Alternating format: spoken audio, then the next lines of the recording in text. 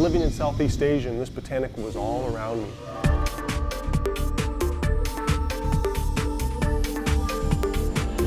And I realized, wow, this could be the next big one to change the world of health and nutrition. It almost didn't happen. I've never witnessed a person more humble and more down to earth with bigger dreams than what Joe Morton possesses.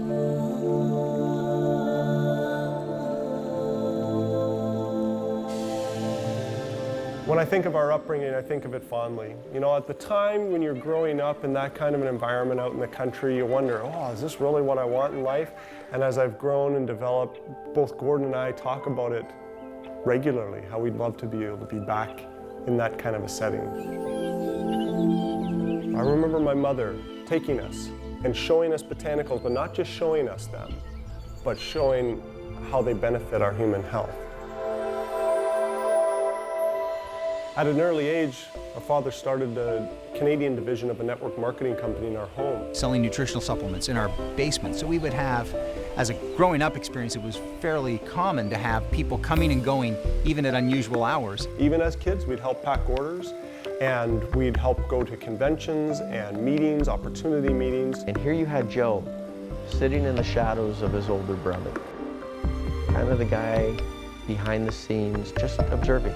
Joe is more driven than I am. To me, network marketing and the nutritional industry means offering people a way to change their lives. And I always wanted to be a part of that. I really wanted to change the way that botanicals and nutritional supplements were marketed. You know, Gordon is a people person. It's a guy like him who actually ended up becoming a distributor in this industry. And not just a distributor, but the top distributor. He's always been a mentor of mine and followed him a lot throughout my life. All of that adds up to the story, to this one day that Joe would be sitting in the country of Malaysia. Because he speaks French. Somehow his French skills got him in the international department. He ends up getting sent to Malaysia and taking a one-year general manager's position over, you know, an entire country. I was thrust into a leadership position very quickly at an early age, and that was a very challenging point in my life. Every afternoon at about 4 o'clock, I'd get a call from Joe, and I'd call it like therapy hour. Yeah. Because Joe was sitting there in Malaysia. This had been the most difficult experience professionally I had in my life.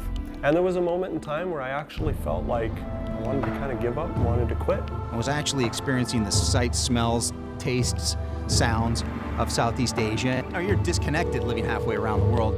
And I phoned my father, looking for some sympathy, looking for him to maybe understand and say, hey, it's okay, Joe, come on home. But I received a different message. The message was basically, you need to stay. You are a leader. People are looking towards you. You must stay and you must lead. You know, as I changed my attitude, came back to that dream of bringing a botanical to the world. On one of the calls, I remember specifically him being pretty animated about having tasted for the first time mangosteen. And all of a sudden, it clicked. These dreams, this buildup, this upbringing, the questions that he asked and had answered on all types of botanicals throughout his life, all of a sudden culminated in this one moment of time when he finally discovered this fruit he'd never heard of. I saw all these new botanicals that I'd never seen before, like longan and lychee and rambutan and durian, but none of them had the folklore and none of them had the science behind it like mangosteen did, the Garcinia mangostana. Hey, did Mom sell that in her health food store? No. Did Dad sell it in his nutritional company? No. And I think at that point we realized we had some commercial value. In order for it to be good for you, it has to taste bad. And that's what it was like growing up. But here I was, a fruit, a botanical, that tastes phenomenal. They call it the queen of fruit. And yet it has all this folklore use behind it.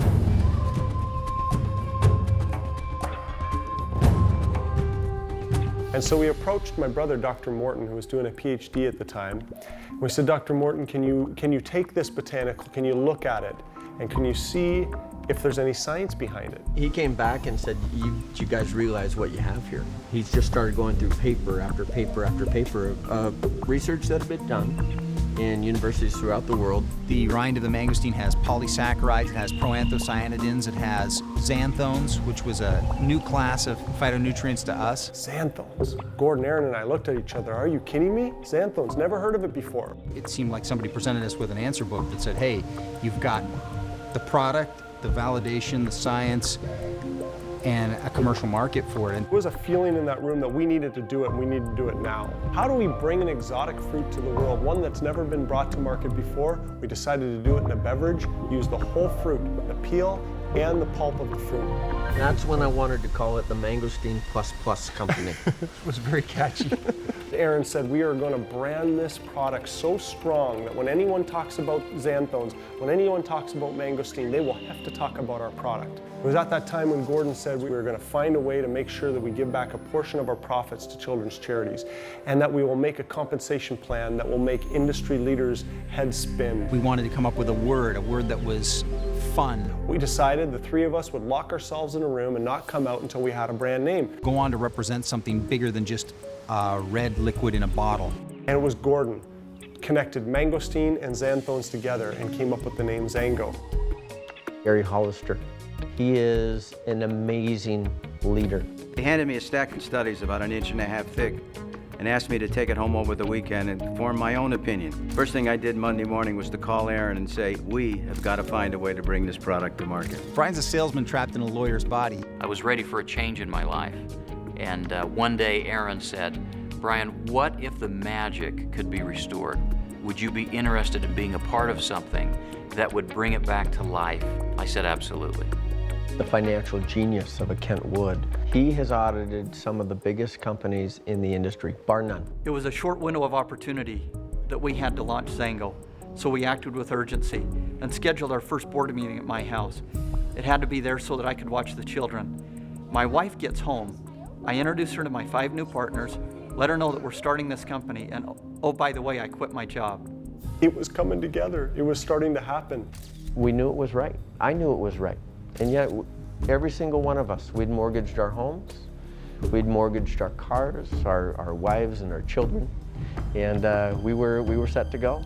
I often say to Aaron, Aaron, you are meant to lead great companies. Congratulations, Zango. So we got ready to turn the switch, if you will. And all of a sudden we realized we didn't have enough fax machines lined up. It just started to roll and roll and roll, and faxes were coming in and applications were coming in so quickly. People began to dream like Joe Morton. They began to believe again. Starting with nothing, and yet within 3 months we were in the black.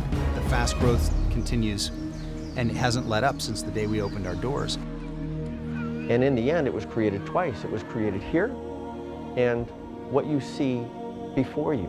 And I'm here to tell you there are things that people haven't even seen yet, that we talked about, that one day will roll out into this company.